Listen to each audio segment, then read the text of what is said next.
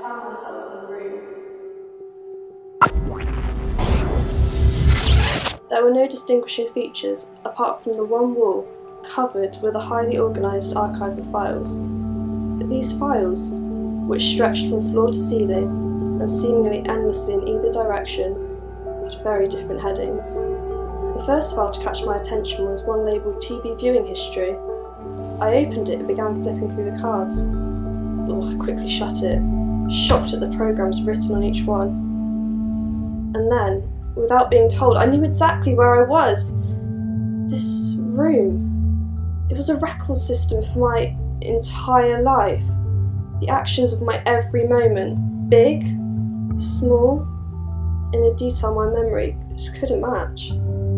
A sense of wonder and curiosity coupled with horror stirred within me as I began randomly opening files and exploring their content. Some brought happy memories, others a sense of shame and regret so intense that I would look over my shoulder to see if anyone was watching. In the file named Friends, I found a subfolder, Betrayals.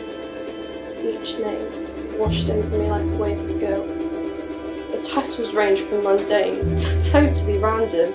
Books read, lies told, comfort given, jokes laughed at, some were almost hilarious in their exactness, things yelled at my siblings. Others I couldn't laugh at, things done in my anger, things muttered under my breath at my parents, wild nights out, acts of self-centeredness, materialistic ambition. I never ceased to be surprised by the contents.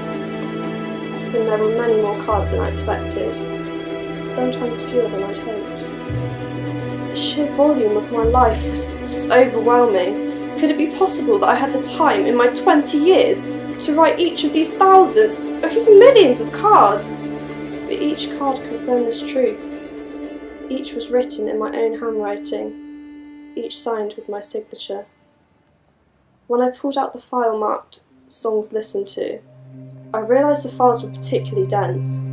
The cards were packed tightly, and yet after 2 or 3 metres I hadn't found the end of the file. I shut it. I was too ashamed.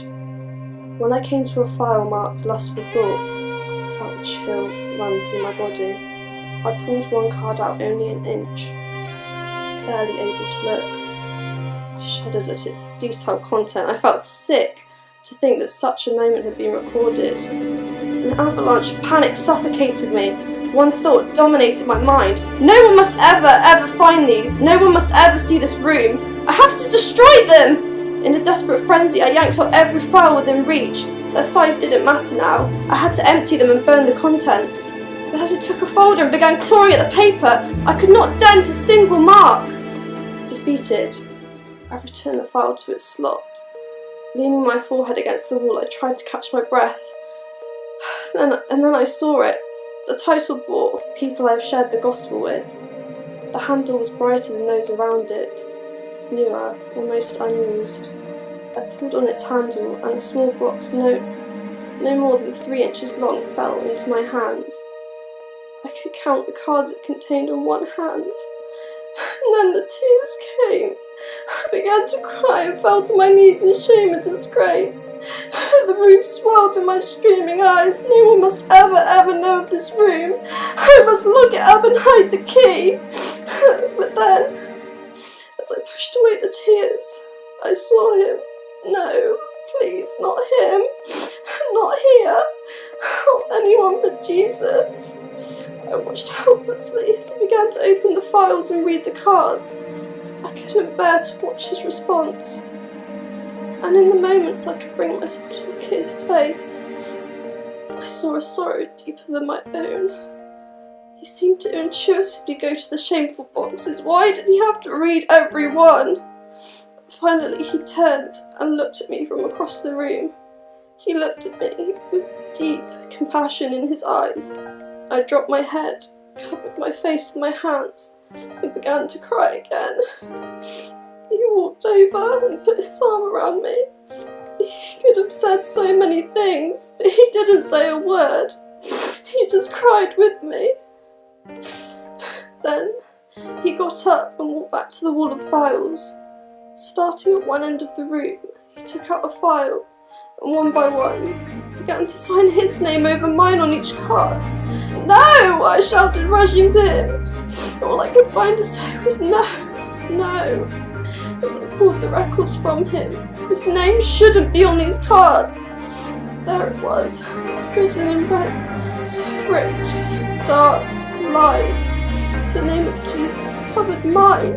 It was written with his blood. He gently took the card back. He smiled sadly and began to sign the cards. I don't think I'll ever understand how he did it so quickly, but the next instant it seemed I heard him close the last file and walk back to my side. I stood there, struggling to comprehend the enormity of what he had surrendered in exchange for my endless shame. He placed his hand on my shoulder and said,